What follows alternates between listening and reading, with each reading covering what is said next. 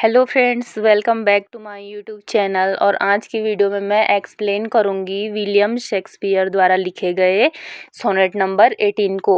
उनके 154 सोनेट्स में से ये सोनेट नंबर 18 जो है ये बहुत ही लोकप्रिय है। लोग इसको बहुत ही पसंद इस सोनेट को करते हैं। तो विलियम शेक्सपियर ने इस सोनेट को लिखा था 1592 टू 1593 के बीच में, लेकिन इसको पब्लिश थॉमस थ्रोप द्वारा किया गया था 1609 में।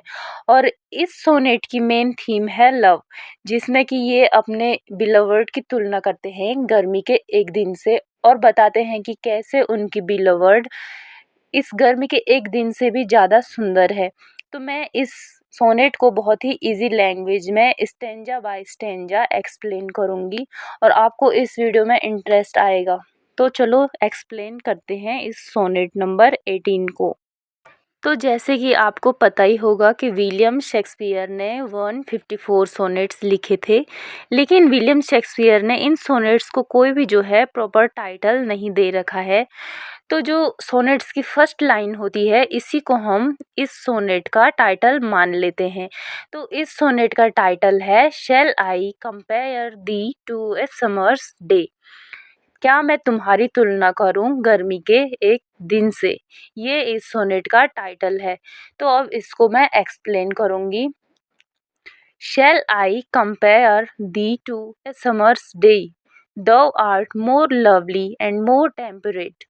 Rough winds do shake the darling birds of May, and summer's lease hath all too short a date. तो फर्स्ट स्टेंजा में विलियम शेक्सपियर कहते हैं, वो अपने बिलवर्ड को कहते हैं shall I compare thee to a summer's day. वो अपने लवर्ड को बोलते हैं कि क्या मैं तुम्हारी तुलना करूं गर्मी के एक दिन से। गर्मी के एक दिन से इसमें तुलना इसलिए की जाती है क्योंकि इंग्लैंड में जो है गर्मियों के दिनों को बहुत ही खास माना जाता है, क्योंकि वहाँ ज़्यादातर ठंड का ही मौसम रहता है। तो इस वजह से गर्मी के जो एक दिन वहाँ होता है, गर्मी का दिन जो वहाँ होता है, उसको बहुत ही अच्छा माना जाता है। तो इसलिए वो अपनी बिलवर्ड की तुलना करते हैं समर के एक दिन से। Thou art more lovely and more temperate।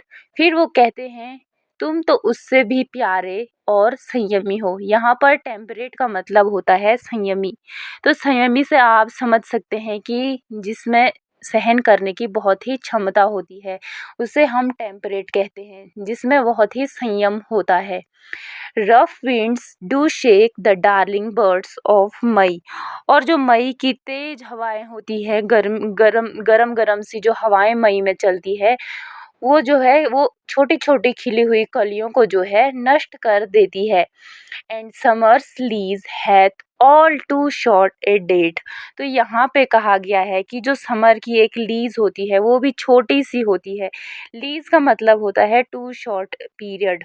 तो इसमें कवि जो है विलियम शेक्सपियर ये कहते हैं कि समर्स की लीज तो बहुत ही छोटी होती है, वो आती है और तुरंत ही चली जाती है।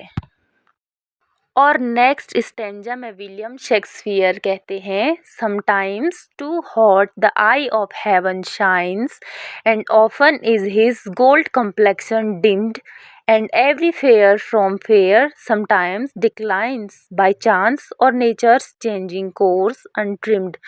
तो यहाँ पे विलियम शेक्सपियर कहते हैं कि कभी कभी तो इतनी गर्मी पड़ जाती है कि आई ऑफ हेवन यहाँ पे कहा गया है सन को, सूर्य को यहाँ पर आई ऑफ हेवन कहा गया है, स्वर्ग की आंखें।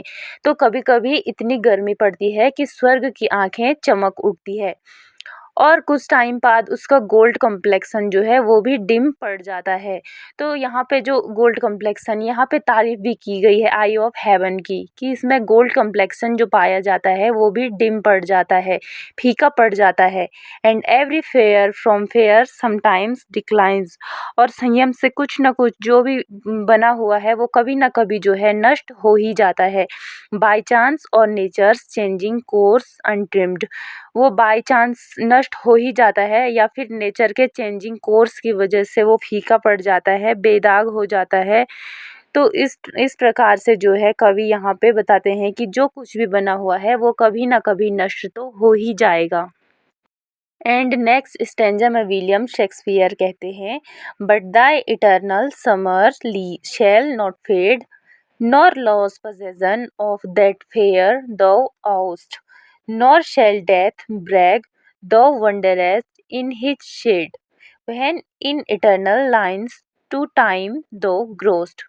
तो कवि इसमें कहते हैं कि लेकिन तुम्हारी जो अनंत गर्मी है वो कभी खत्म नहीं होगी। अनंत गर्मी से यहाँ पे कवि का मतलब है ब्यूटी से, अपनी बिलवर्ड की ब्यूटी से। Nor loss possession of that fair दो आउस्ट, और तुम कभी भी उस ब्यूटी पर अपना अधिकार नहीं खोओगे, वो तुम्हारी है, वो तुमने किसी से जो है कर्ज में नहीं ले रखी है। नॉर शेल डेथ ब्रेक दो वंडरेस्ट इन हिज शेड, और मृत्यु भी तुम्हें अपने साए में नहीं ले पाएगी, मृत्यु भी तुम पर अपना अधिकार नहीं जमा पाएगी। when in eternal lines to time thou growest, और जैसे जैसे मेरी इस कविता की लाइंस बढ़ेंगी वैसे वैसे तुम भी ग्रो करेगी, तुम्हारी ब्यूटी भी ग्रो करेगी। और लास्ट टू लाइंस जिसको कि कॉपलेट बोलते हैं, उसमें विलियम शेक्सपियर बोलते हैं, so long as men can breathe or eyes can see, so long lives this and this gives life to thee. तो वो कहते हैं कि so long as men can breathe, जब तक कि इंसान सांसें लेगा, और आइज कैन सी, और जब तक आंखें देख सकेंगी, सो लॉन्ग लिव्स दिस, तब तक ये जिंदा रहेगी ये poem, and this gives life to thee, और यही चीज़ तुम्हें जिंदा रखेगी, तुम हमेशा मेरी इस सोनेट में जिंदा रहोगे। तो इस सोनेट में विलियम शेक्सपियर अपने बिलवर्ड की तुलना समर के एक दिन से करते हैं, और हमने देखा कि कैसे वो समर के एक दिन को अपनी बिलवर्ड के सामने कम मानते हैं। उनकी बिलवर्ड जो है जिसके लिए उन्होंने ये सोनेट लिखा है वो भी इस समर के एक दिन से काफ़ी सुंदर है। उनकी ब्यूटी, इनर ब्यूटी इसमें विलियम शेक्सपियर ने अपने बिलवर्ड की बताई है, और बताया है कि जब तक लोग इनकी इन सोनेट्स को पढ़ेंगे तब तक इन सोनेट्स के माध्यम से वो इंसान जिंदा रहेगा जिसके लिए उन्होंने इस सोनेट को लिखा था। तो आई होप आपको ये अच्छे से समझ में आ गया होगा, और अगर आपको समझ में नहीं आया तो एक बार और देख लें, आपको बहुत ही आसानी से समझ में आ जाएगा। और मिलते हैं नेक्स्ट वीडियो में।